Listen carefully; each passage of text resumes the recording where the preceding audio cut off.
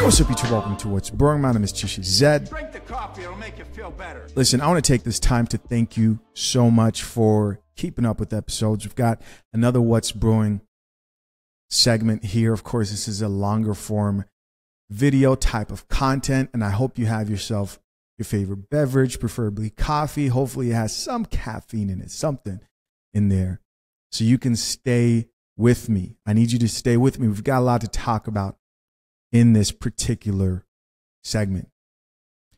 So we know about pretty much everything that's happened when it comes to public information regarding Tia Mowry's divorce. First off, she's done everybody the favor of making sure she's documented it very well. I've done you the favor of making sure I filter it through some coffee here on the coffee pod, but there's always one question that I had when it came to Tia Mowry and her graduation. There was always one question I had when it came to Tia, and that question had to do with her ex-husband, CORY HARDRICT.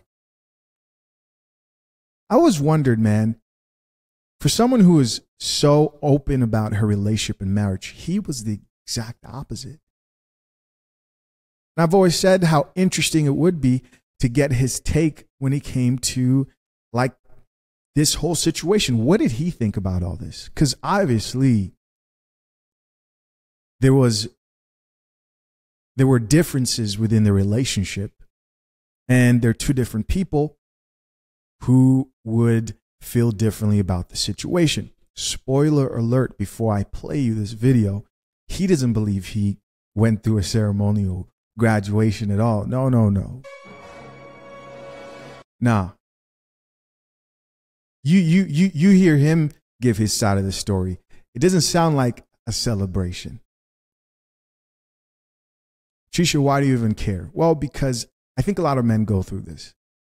I think a lot of men go through what CORY HARDRICT's going through, really terrible divorce.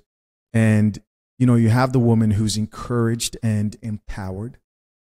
Society will empower a lot of women to leave marriages and break up homes. Of course, we're not talking about situations where the woman is being hurt physically, emotionally, all that, you know, toxicity, because people want to jump to the extremes, guys. Here we're talking about someone who decided, hey, I've graduated. I am done.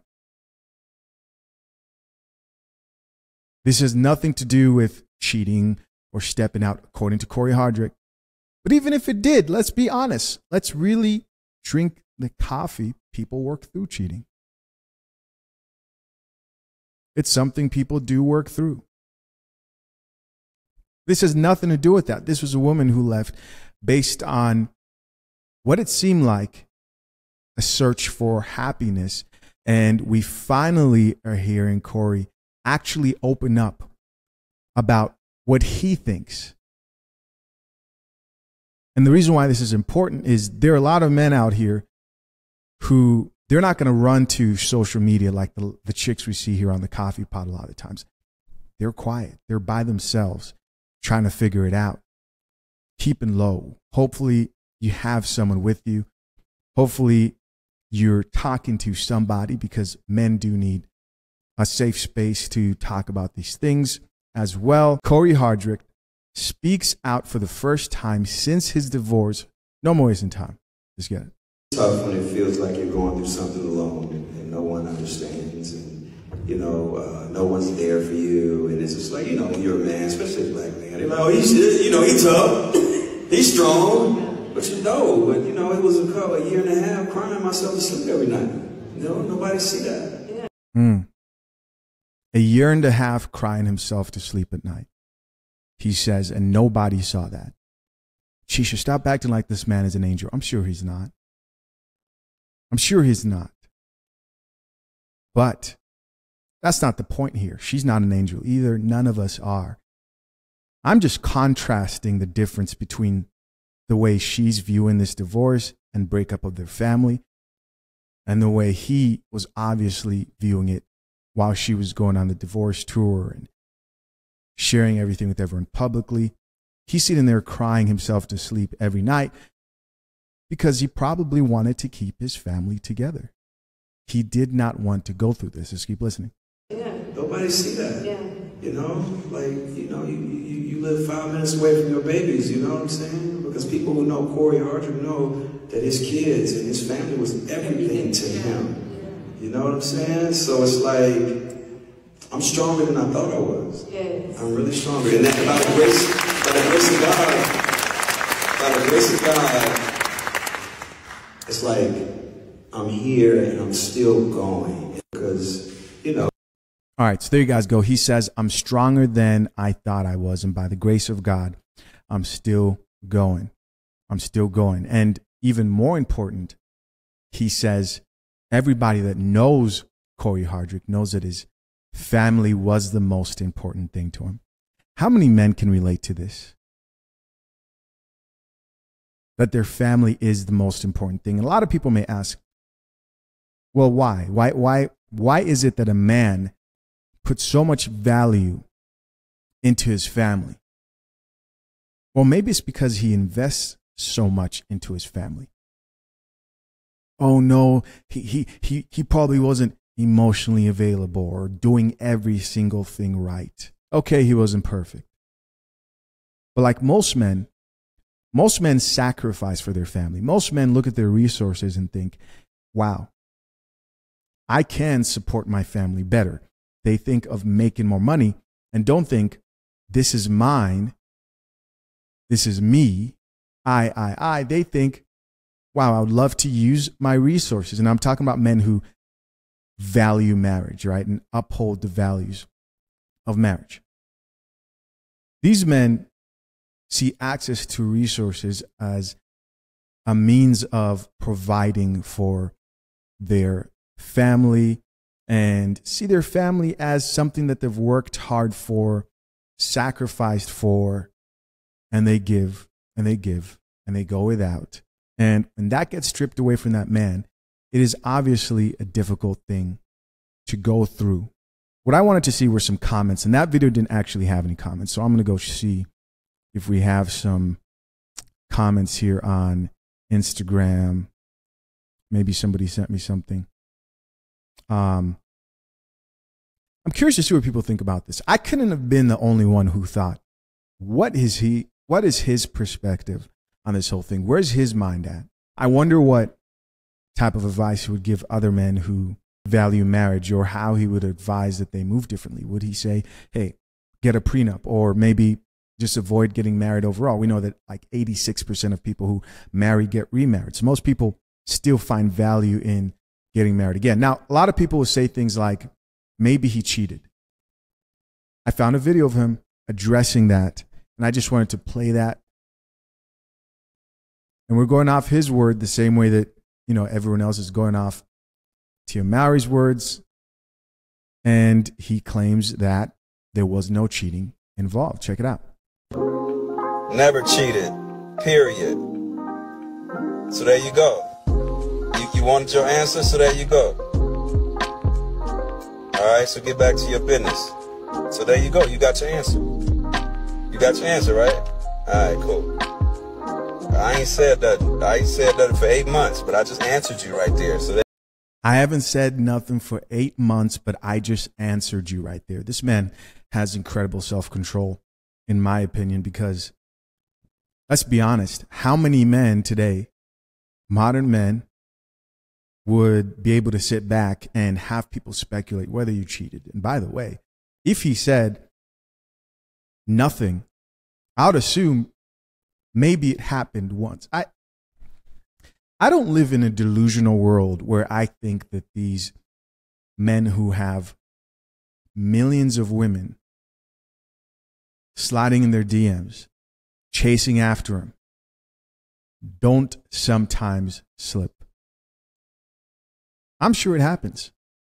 I've said in other videos that, hey, you look at the Derrick Jacksons and you have women who right now would date Derrick Jackson and would be surprised when he cheats again.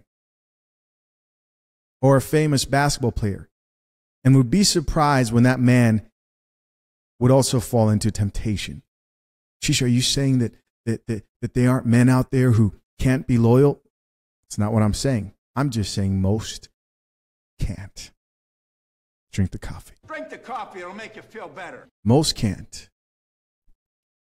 Most can't. And this includes the ones who think they can, who've never had that type of access to women at all. And you'll be surprised the couples who women try to lift up on a pedestal. And, you know, this just makes him, if this is true, look a lot better and her worse if he never cheated. Think about that. Never stepped out. Never stepped out. Must be devastating. Let's keep listening. So there it is. So that wasn't it. So you got something else to say? You got something else to say? All right, then. There it is. All right, that's that. There's also another thing I was thinking of checking out, which I just don't know if I don't want to get some type of a copyright on my channel, but I know that CORY HARDRICT and Megan Good are working on a movie called Divorce in the Black. Oh, no, it's actually out right now. I think it is. Yeah, Divorce in the Black. It's actually out. And I reported on this movie the first time I heard it announced by Tyler Perry. Some of you may remember this. Some of you may not actually remember me reporting on this movie. But I remember bringing this movie up when it was in the works.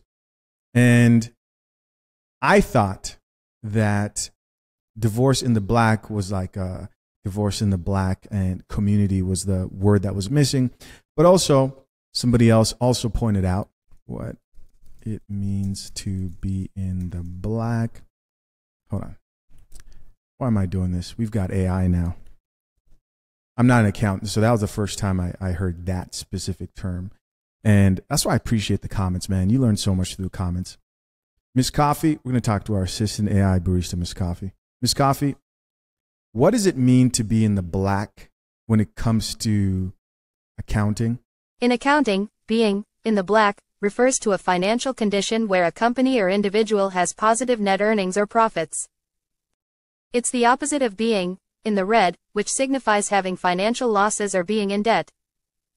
Being in the black indicates that revenues or income exceed expenses, resulting in a surplus or profit. It's a favorable position that indicates financial health and profitability. All right, so obviously financial health and profitability, but here they're obviously using this as, they're figuratively speaking. And so translated, this would translate differently, right? So if you've actually seen this movie, let me know what you think. The first thing I realized when I looked at the two main stars in this movie, Megan Good and CORY HARDRICT, I said, yo, both of these two have been divorced, right?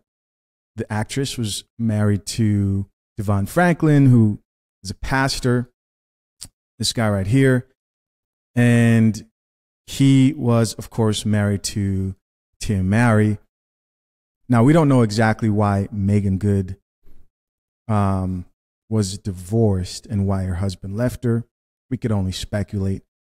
But definitely an interesting play, I think, when it comes to Tyler Perry and how he's approaching this specific conversation. You can tell that a lot of these media companies and production companies and directors in Hollywood, they follow the conversations being had within the general public, right? They follow these conversations so they can learn more and give the people what they want. My question to you, have you guys seen this movie? Is there some coffee in it? What do you guys think? And of course, watch out for spoiler alerts in the comment section if you're probably going to see this movie. Moving on. There's a video that I saw that's making its rounds all over social media right now that probably will be some good birth control for everybody. We don't have male birth control yet. Birth control yet, but after this shit, I thought to myself, a lot of men might need that. The caption on this video reads, "A father is mad because his son's stepdad took him to the barbershop to get a haircut." So these two are arguing in the barbershop, and The father is really, really upset about the stepdad taking him to get a haircut. And the whole time I'm thinking to myself, marrying somebody with kids who has a father like this would be hell. Would be hell. Right? Let's check it out. Should I say all boys? That ain't our shit. That's my motherfucking son. World Star. That's my motherfucking son. You don't got no business. No, you got the brother yelling World Star in the barbershop.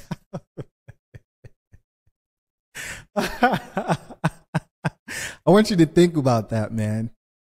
I want you to think about that. The poor child is just a victim of this whole situation. Barbershop, I told you that. I told you that shit. I told you that shit. I told you that shit. I told you that shit. It's your first time. Hey, let me go ahead, call this mama real quick, and we gonna get to the bottom of it. All right, you go ahead and you do that. And she better say the right shit, because if she don't, I'm about to get you swinging in this. On God. Yeah, whatever.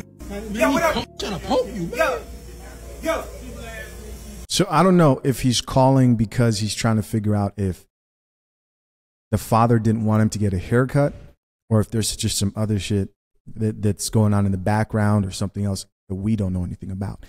The main point of this video is this is a problematic situation. This could simply be avoided for most men who don't want to deal with this by not dating a woman with a kid, or because I say all the time that there are single mothers out there who don't have problematic children, who are extremely problematic, or baby daddies, right? But you also want to make sure you're filtering out who the father of that child is if you're a guy who's okay with dating a single mother. You got to make sure you're vetting these chicks, man. Especially if you're older and you have kids of your own. You may be a single father. You want to know what comes with the woman who you're attracted to or may be interested in, because you don't want to deal with this. Let's keep listening. Hey, answering the phone, huh? Hey, what I thought ass. Hey, bro. Man, like I told Hey, you, what's why your get him out your motherfucking face? That's not your motherfucking son. That's my motherfucking son. This nigga want to be Russell Wilson so motherfucking bad. This nigga want to be Russell Wilson so bad. Well, you don't even got to see how. Hey, bro, you doing too damn. Hey, bro. I need all these little fight. Hey, she said I answered the phone, huh? Hey, bro, all right. I'm really showing you. You're doing too damn. Yeah, all right. I know I'm going to get some guy in the comment section talking about, oh, that's his son. He's doing nothing wrong. I'm talking about the father. He's doing nothing wrong. Because I'm trying to protect the guys who want better fruits in life. Getting this hyped up and emotional will hurt you and your productivity as a man. There's a time for everything. This is not that time, right, to act like this. Hey, like I said, watch out. Ain't your motherfucking son. Hold on. Hey, Keisha. Hey, Keisha. Hey, can you up in here trying to take Sean with him? Let me get a little closer. What? You ain't taking her nowhere until you pay your child support. What? Child support? That little bitty ass shit? I can pay that shit right now on God. Do it then. Find shit out your ass. Do it. Hey, take that. So I heard something there to give me a little bit more information into the story. He says you can't take her or him, my bad, the son, until you pay child support. We just watched a video like this of women trying to stop the father from seeing his son. And these situations can get hostile. And in that video, we talked about the steps that you can take. You can check out one of my recent videos. You won't miss it. It's one of the recent videos that I released on my channel. And they said a lot of things that you can't do. Right?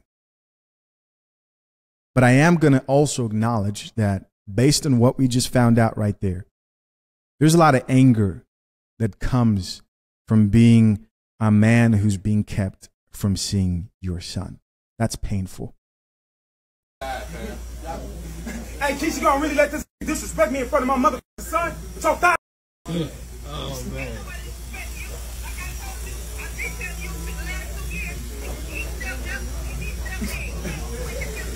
Hey, call that. Hey, I'm getting my motherfucking son. We going. Hey, Mike, I appreciate you, but I need my son. I need my son. I need my son. Hey, let's wrap this shit up. I need my motherfucking son, man. Give me my motherfucking son. Hey, don't keep my son no more. I'm gonna slap the shit out your ass. Yeah, all right. Yeah. Come on, light skin, man. Yeah, all right. Let's go. All right. Man, you gonna let him take him like that? Come on, Russell. Was you letting him take? Hey, man, it's his son. It's his son. Man. I ain't trying to fight. Oh, man, this man. Sad, man. Yeah, he took it. That's probably a good move for this man to say, hey, it's his son. I'm not trying to fight or get involved. Because what I can only assume based on what's been shown here is that there's no court order that's been established, parenting plan or anything like that. Because if there was and he wasn't supposed to have the child, then he would know that he would be in contempt, right? He would be, he could be held in contempt for taking the child when he's not supposed to have the child. But we don't know at the end of the day, but I assume. And at that point, if there's no court order, if it's your kid. All right, there we go. Let's check out some of these comments, see what the people have to say. What do you guys think? Top comment here says, can't get mad someone is doing your job. Oof. Again, somebody else here says, can't get mad. The same guy. Someone is doing your job. So from the sounds of it, it sounds like this comment here says, obviously, that man is a good father. Sounds like they've been dating for about 2 years. Another woman here responded back to him and says, that's why he's really mad. Somebody else here put the 100 emoji and the laughing emoji. Somebody else here added, stepdad shows a lot of composure. Let's acknowledge that, because I don't think I did that. The difference between the way the stepdad is carrying himself and the real dad is carrying himself can be contrasted. And yes, the stepdad is able to control his emotions a lot better. Now, someone can say, well, it's not his child. That may be true, but to maintain a long-term relationship, you cannot be a highly emotional man. You guys see it for yourselves. Highly emotional men lose in the long run if you're unable to control yourself emotionally. All right, so next comment here says, stepdad is the example this child needs in his life, taking him to get his haircut and handling the situation like a man. Kudos. Here's somebody else who says, the level of self-control bro has is admirable. Yeah. And it didn't seem like that self-control was coming from a place of fear. Seemed like he could assess the situation better and say, hey, I'm not trying to turn up and really get both of us on the same level, because you would know that that would only make the situation worse, not only for yourself, but also he's thinking of the son right there. Somebody else here commented, her name Keisha, all I need to know. Here's another person who says, if that child support is so little, why didn't he pay it before? Yeah, man. That's the thing. You know, people bringing up money and you're talking about, I could pay it right now. Here's somebody else who says he's doing too much. This is not over a haircut. Somebody else here added, he's showing his son all the wrong ways to handle the situation. Here's another comment that says, sounds like he is mad because he is stepping up. Here's somebody else who says, Future versus Russell. The jealousy is real. Again, I'm glad. I'm so happy this woman decided to leave this comment right here, because we're about to delve into this before moving on to our next topic. It says, Future versus Russell. The jealousy is real. Again, we're about to. Future versus Russell. The jealousy is real. After it's all said and done. After it's all said and done. We have to, because some people think it's been said enough, but it hasn't. Why do you have to let Putin? Why do you have to let Future bust the cheeks, fast not slow, bust inside of you to learn the lesson? Why can't you just, hey, I'll say this. If you can't resist the Future, at least don't have his baby. Can Russell Wilson, can he at least get that? Can you put the coffee down? Put that coffee down. And I'm coming this from the perspective of maybe there is a young woman watching this who happens to drink coffee and she's like, you know what? Yeah, this is not going to be me. And if you are a man, yes, a man. I just noticed this guy's name says coffee me, please. Okay. Okay. Coffee me, please. You got a fan here? Maybe. Fan of coffee. All right. But if you're a man out here, too many men out here lack sexual discipline. I think there's a misconception that men who sleep around don't suffer any consequences from it. Don't get it twisted one bit, man. Everything has its price. Everything comes with its consequences. The guys you see out here who are just running the streets and have rotations of women who are messing with these women, as fine as you may think they are, they also have to pay. They pay in many different ways. They pay in the emotional trauma of lack of trust. Yes. Because of the things you've seen and the things you've witnessed. Especially if they have game and can get most women who find them attractive. They pay in STDs, STIs, and whatever. They pay in children, right? They pay in stress and drama over their cars getting keyed up, women showing up unannounced. All types of shit, man. The streets are cold. And they're cold for everybody. No man who's actually out here dating and is chasing women will deny what I tell you. It comes with its own problems. All right, moving on. So we've got a chick here who says that she misses effing because she hasn't had someone bust the cheeks in a very long time. In a very long time. Shisha, why are we even reacting to this? We're getting somewhere here. We're adults. This is the reality of today's generation and dating market. The videos like this are being made, and we are going to not act like this is not happening. Like she didn't make this video, publish it on a public platform, and expect for the coffee pod to not address it. We're about to get into this. No more wasting time. Let's get it. I miss fucking. I don't care. I'll admit it. I do. I have been celibate for March, April, May, June, about to be in July. I've been celibate for 5 solid months. I need to.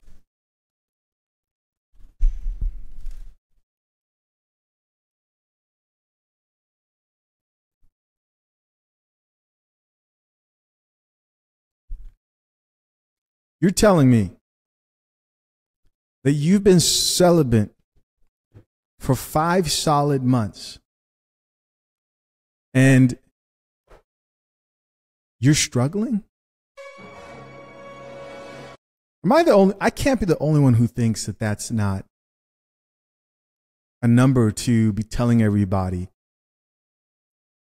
and saying, hey, I've never gone this long without any D. I'm just saying. If this was someone I cared about, I'll say, hey, take that video down. Put that coffee down. Please.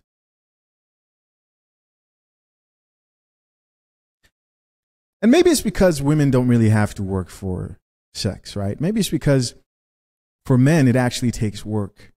And a few months without it is actually, and I mean guys who are out here dating, is actually a very realistic thing. Shit, there are men to this day who are 30-year-old virgins. But of course, that is on the extreme end. But a guy says he's been celibate for 5 months. I don't know. I don't think you, you know what I mean? Like, that's not an accomplishment.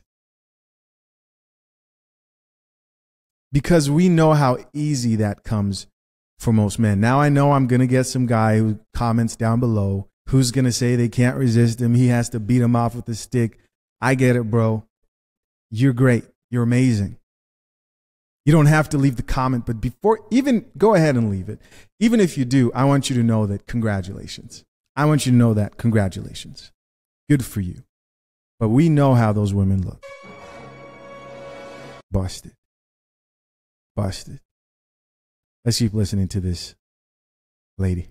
Tips on how to stay strong. My last ovulation period, I was really about to just turn to anybody. But I was actually feral. Like, Stop it, guys. I know somebody's turn to me. Turn to me.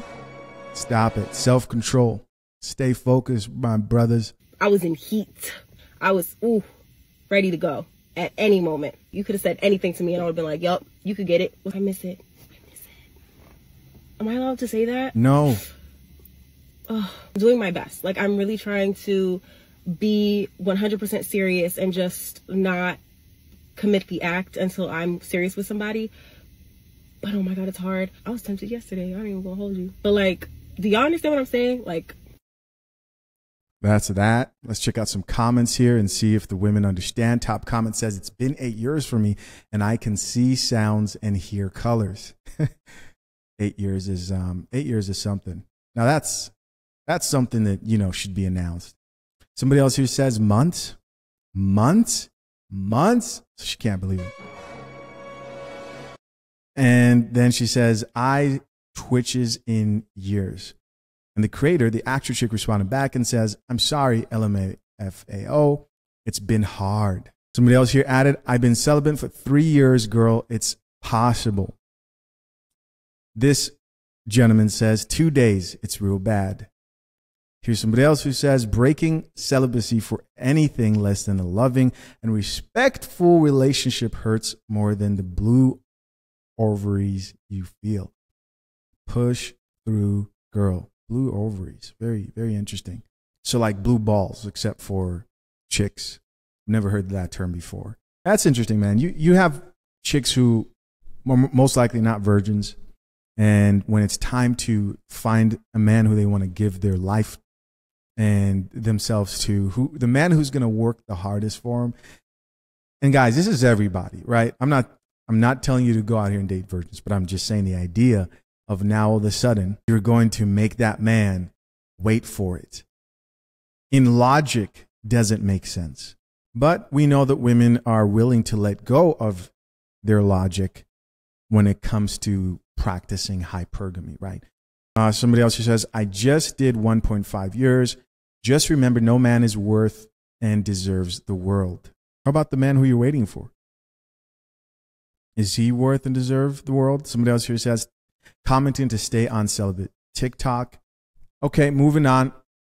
This next video, let me see what led to. Okay. All right. So here's another video I thought was interesting. We've got a woman here, and she's actually appeared on the Coffee Pod before.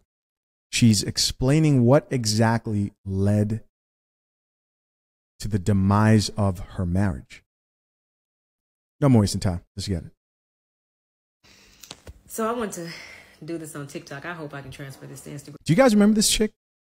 Comment down below if you remember this chick. I don't remember the video she did. It's kind of coming to mind right now. It might have been like a girls trip video where she's talking about how she doesn't see the benefit of girls trips if you're a woman who's married or taken or something like that.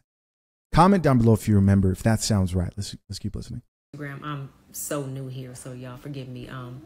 I put up a post on Instagram a couple of weeks ago, I think, at this point, and I was just saying, and I'm going to slow down talking a little bit because apparently I got 10 minutes for this. It ain't going to be 10 minutes, but I feel like I can relax a little bit and not talk as fast as I usually do. So I put up a post on Instagram a couple of weeks ago saying how I knew it was the absolute end of my marriage.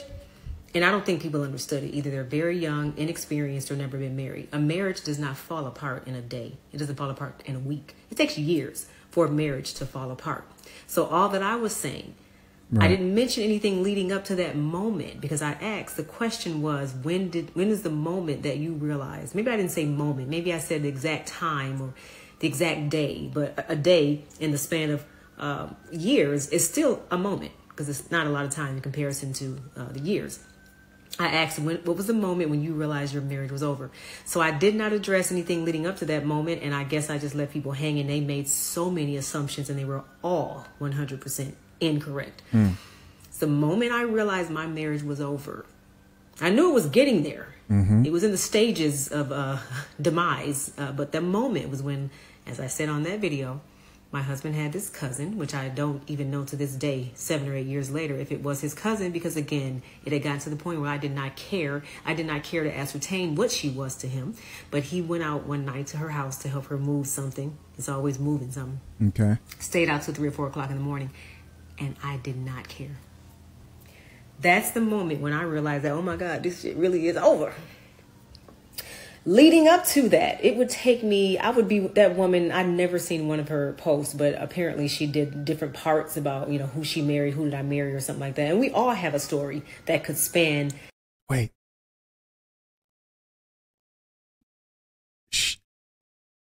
Is she talking about the woman who was the cousin did post, or is she talking about the who did I marry chick? Numerous. Tens of different posts in order to, you know, get the person caught up.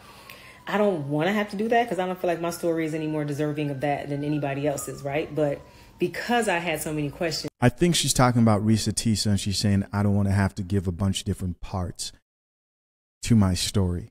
When I mentioned the moment that my marriage was over, the moment that I realized it was over, I did want to go back over some of the stuff that led up to that. Again, took years. They talked about counseling. Okay. So my husband is, I think he hasn't been diagnosed yet, but he's clinically paranoid and delusional. He sees things that are not there. I'm not going to lie. He asked to go to counseling. At that point, it was already getting really bad. I said, no, you go to counseling. I'm not sick. You are. I'm not going to counseling. I didn't go. I'm not going to lie. The way she said that, she knew that by saying that, and, you know, at least she kept it real. At least she kept it real. She didn't have to add that in there. But she thought back and she said, yeah, he did ask to go to counseling. And I said, no, you're sick. I'm not. I don't need it. I mean, that's the answer of somebody is done with the marriage and everything and is not trying to work things out. Sounds like he was trying to work things out. I'm not saying that he was in the right here. It sounds like he was trying to fight for it and she was done. It sounds like she probably initiated the divorce. Now, I'm assuming here, maybe you should tell us more in the future. Let's keep listening. He didn't go either, but he did mention counseling. I refused. This man, I bought some shoes in Dubai. They were like some periwinkle cerulean blue, you know, loafers, Fendi loafers that were bought in Dubai. 5 years later, I'm wearing them in Lenox Mall in Atlanta. This man claims that he saw me talking to a man, and he referenced those shoes, that crazy blue color that was bought 5 years previously in a whole nother part of the world. He happened to see those shoes at Lenox Mall. Delusional. He didn't see those shoes. And so I'm sitting there like, well, why didn't you come talk to me? Why didn't you come interrupt if you saw your wife with her blue Fendi loafers on talking to another man? Why didn't you come say anything? Then he didn't have anything to say. But in his mind, he saw me talking to a man. And reference those shoes. There's no way in hell he saw them shoes in Atlanta 5 years after they were bought in Dubai. It's just not possible. On another person. So the whole thing was just fabricated in his head. That's what I was dealing with. Wouldn't allow me to work. I didn't have any money. Wouldn't buy a car. He was inconvenienced because he couldn't drive either, but at least I couldn't drive. We were living next door to St. Regis in Atlanta on West Paces Ferry. He couldn't drive either. I mean, hold on. I just want to make sure I'm following this. Why couldn't they drive?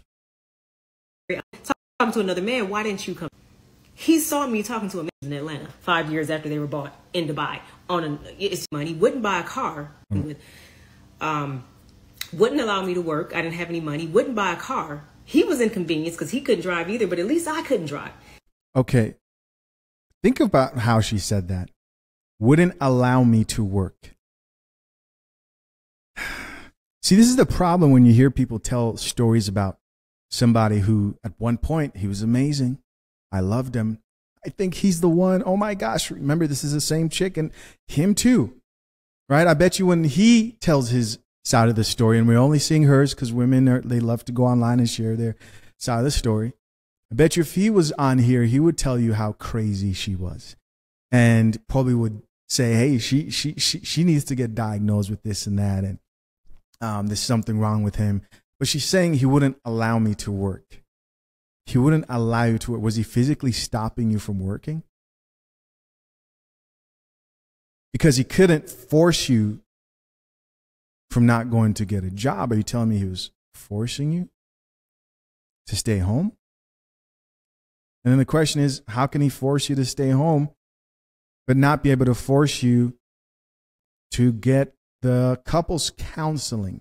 And follow me, I am not saying that he's in the right, she's in the wrong. I'm just saying when a marriage ends, a relationship ends, and you hear people tell their sides of stories, it always just shocks me how much, depending on the person you're listening to, how they will paint the other person as mentally unstable, a control freak, evil, when this was somebody who they loved and cared about. Let's keep listening.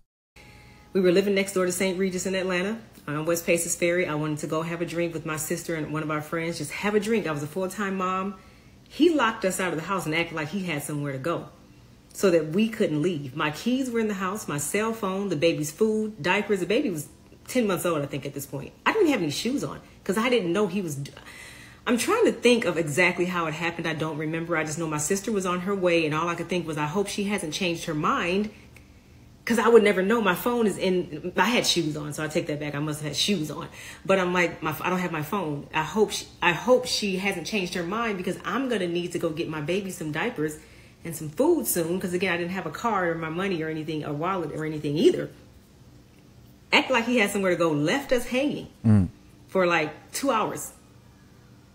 With me, no supplies for my baby, no money, no nothing, no phone. He cussed me out for going to choir practice at church that he set me up for. He told them white folks at our church that I could sing. I wasn't telling nobody. He had the schedule there, 7 to 8:30. I don't know why that's funny.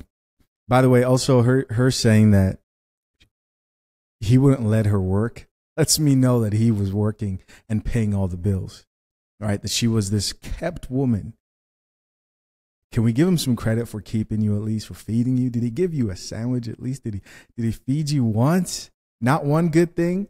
30. I walk in the house at 8:40. He cusses me out because what kind of woman stays out in the streets that time of night? First of all, 8:40. Second of all, you know where I was at. Here's the schedule. Third of all, I'm back here 10 minutes after the scheduled ending time. Fourth of all, you the one told them folks that I wanted to sign up to sing, like that kind of thing. I went to get diapers for our baby. Went to the grocery store. He called, going off, that I better hurry up and get back home. It had been like 20 minutes. Baby crying in the background. He probably pinched him to make sure he could cry and that I would hear that and rush home. Like, this is off the top of my head. He used to lock... You accusing this man of pinching babies? me in our condo in Dubai. It was a weird kind of... I don't know. Maybe he's just some insane guy. ...lock, and you had to have the key on both sides to open it. He would leave the key... He would take the key with him as opposed to letting me leave it inside. So in case I had to get out, we were in the penthouse, 11th floor. I was like, if a fire started, I was dead. Forgot the point is, I used to always ask him, can I get a copy of our key? There was an Ace Hardware on the side of Sheikh Zayed. Used to lock you in the house? Road. And I would always say, can we go in there and make me a copy of the key for our home? I couldn't get one. I wasn't allowed to have a key. So with all that being said, I couldn't get out of the apartment or the unit, and I wasn't allowed to, nobody could come in either because I couldn't unlock it. He still felt the need to set up a tape recorder in the fruit bowl. I don't know how you need to set that up because I can't get in. Hold on a second. Hold on. Time out. Locking you in the house? Tape recorders, I mean, were there signs that this man was assuming that these stories are true? Were there signs that this man was controlling and manipulative? Let's keep listening. I can't open the door, but you felt the need to set that up. And not only did you feel the need to set it up, you played it back for me. And in your head, you heard voices. I'm sitting there listening to it like, there's nothing there. But then it started to make me feel crazy. Somebody like that will make you go crazy. Not me, because I'm too strong. But another person could have been driven crazy by him, because I'm sitting there listening. First of all, I know the door didn't open. Second of all, I know I ain't had no man in here or nobody else.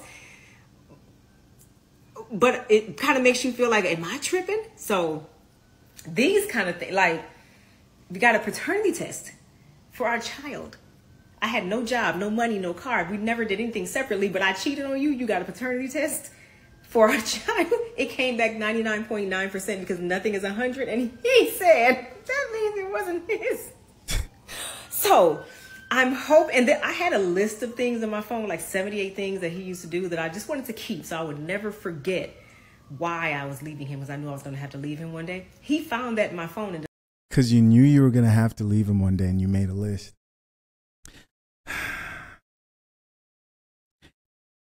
This exactly, man, right here is why courts can't, you know, they don't have a lot of time for them to sit down and hear this person's story and this other person's story, and his is probably just as crazy as hers. We can't just take what she says for face value. We can't. Even though I can acknowledge that if what she's saying is true, then he was for sure problematic. Deleted it. Just some things off the top of my head that this man did. And so for you people talking about, I just threw my marriage away, that's just a few things. And I want y'all to understand that. And if you still got any questions, let me know.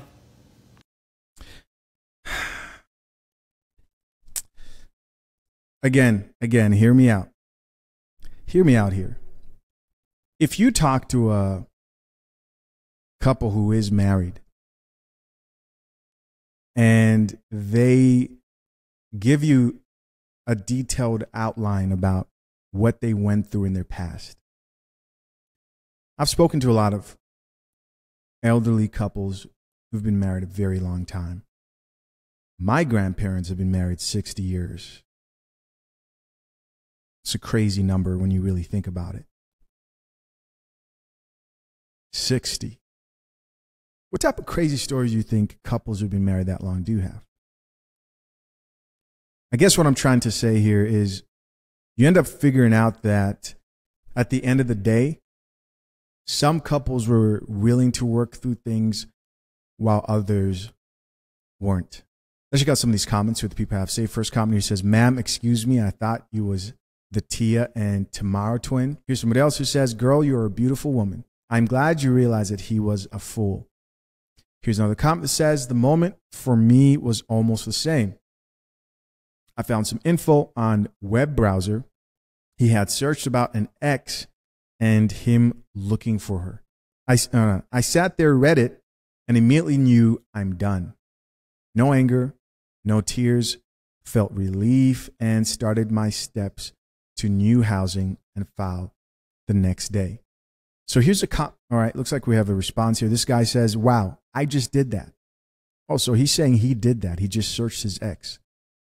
He goes on to say, so I could apologize for my actions when dated, ... not to get back with her. I hope my wife doesn't divorce me. The internet's a wild place, man. The comment section's an even more wild place. Are there guys who are hitting up their exes to apologize? I mean, most people would listen to that and say, that sounds like a bad excuse for cheating. But, you know, there are people who look back and say, you know what, I owe that woman an apology. Somebody else here says, you are stunning. Thank you for sharing. Here's another comment that says, me and my ex-husband knew it was over before we filed. So we decided to go on our last date night before things got ugly, and he eventually moved out. Here's another person who says, yeah, I used to hate when my fiance had to go out of town for work. Then I started looking forward to it. Yep, it's over. And these comments here of people giving excuses, because when I read a lot of these comments, I'm thinking to myself, well, what about the vows that you made I think that's why we need to adjust vows. If guys knew and women knew before entering a marriage that like, hey, I will leave if I find out that you searched your ex or communicated with your ex. People need to talk about these things. Oh, I will leave if you cheat. It's not to death do us part. I think people need to have those conversations. Are you willing to work through infidelity? Yes or no? Because these things happen. People want to enter relationships like they don't happen when they do. Hey, I will leave if you get broke and aren't able to pay all the bills. Instead of saying, I got tired of being a slave and paying all the bills and he didn't. No. If you don't pay the bills, this needs to be discussed before the marriage. And I'm taking on the majority of the financial burden as a woman. I will leave you. That's an expectation. Because it ends up being an excuse. Now, should someone be locked inside their house with the key thrown away so that they can't escape? No, that's definitely some form of abuse for sure. All right, if that is true. Moving on. We have